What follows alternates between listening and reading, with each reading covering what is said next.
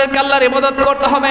Number 2 আল্লাহ রাব্বুল আলামিন বলেছেন মিরাজের 2 নাম্বার শিক্ষা আল্লাহ রাব্বুল আলামিন বলেন ইল্লা ইয়্যাহু ওয়া বিল ওয়ালিদাইনি ইহসানা إما يبلغن عندك الكبر أحدهما أو كلاهما فلا تقل لهما أف ولا تنهرهما وقل لهما قولا كريما واخفض لهما جناح الذل من الرحمة وقل رب ارحمهما كما ربياني صغيرا جربنا الله أكبر الله رب العالمين বলেন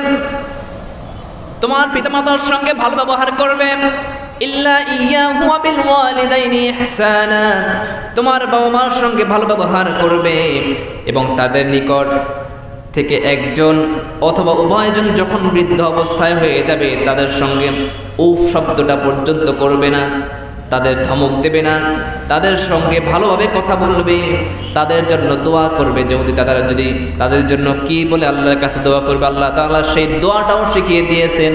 আল্লাহ তাআলা বলেন আমার সঙ্গে সবাই পড়ুন রব্বিরহামহুমা কামা রাব্বায়ানি সগীরা।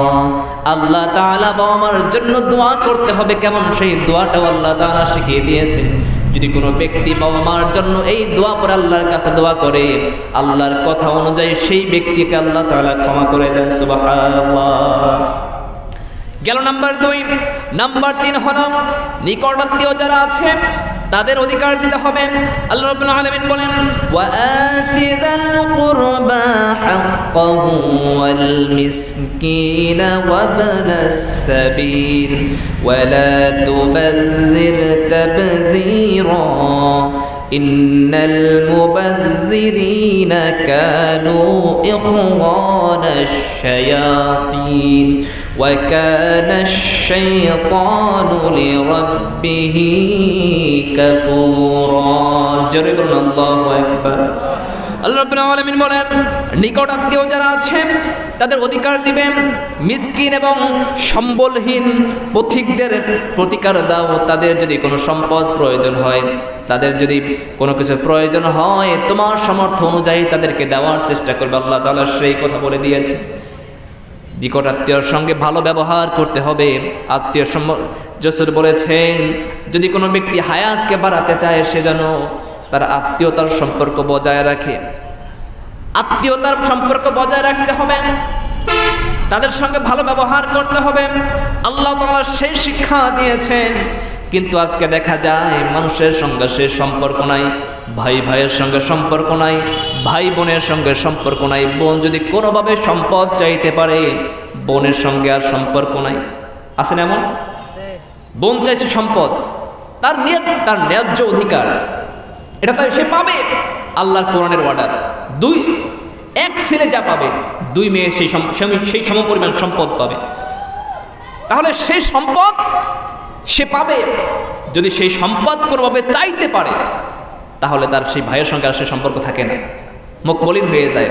আগে শীতের দিন আসলে, সম্পদ চাওয়ার আগে শীতের দিন আসলে বোনকে দাওয়াত দেয়, পিঠা বানায়, হাঁসের গোশত রান্না করে, ভালো ভালো খাবার দেয়। যখন সম্পদ চাইছে তখন থেকে সে সম্পর্ক নেই, পিঠাও গেছে, কথা বলাও গেছে, সব শেষ। এমনটা করা যাবে না। এমনটা করলে আমাদের জন্য পরকাল লস হয়ে যাব, পরকালে ক্ষতিগ্রস্ত অন্তর্ভুক্ত হয়ে যাব। ইসলাম এগুলোকে কখনো এলাও করে না। আল্লাহ তাআলার নিয়ম অনুযায়ী কাজগুলো করতে হবে।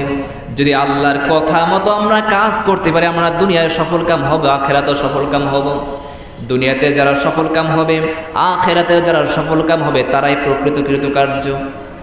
আবার দুনিয়াতে যারা অসফল হবে কিন্তু আখিরাতে যারা সফল হয়ে যাবে সেই সমস্ত ব্যক্তিরাই হলো সফল, প্রকৃত সফল। কিন্তু আখিরাতে সফল হলো না, দুনিয়ার সব জায়গায় সফল হয়, যেই জায়গায় হাত দেয় সেই জায়গায় সোনা ফলে। এমন আছে না? মানে যেই জায়গায় যায় সেই জায়গায় তার হাতে টাকা আর টাকা, যেই জায়গায় যে কাজ করে সেই জায়গায় সে সব কিছু পায়। দুনিয়ায় সব পাইল, আখিরাতে কিছুই পেল না, তার এই পাওয়ার কোনো দাম নাই। আল্লাহ তাআলা বলছেন নিকট আত্মীয় যারা আছেন তাদের অধিকার দিতে হবে। আল্লাহ রাব্বুল আলামিন এরপরে নাম্বার 3 বলেছেন, নাম্বার 4 বলেছেন অপব্যয় করবে না, অপচয় করবে না। আল্লাহ রাব্বুল আলামিন বলেন ওয়ালা তুবাযযির তাবযীরান ইন্নাল মুবাযযিরিনা কানু ইখওয়া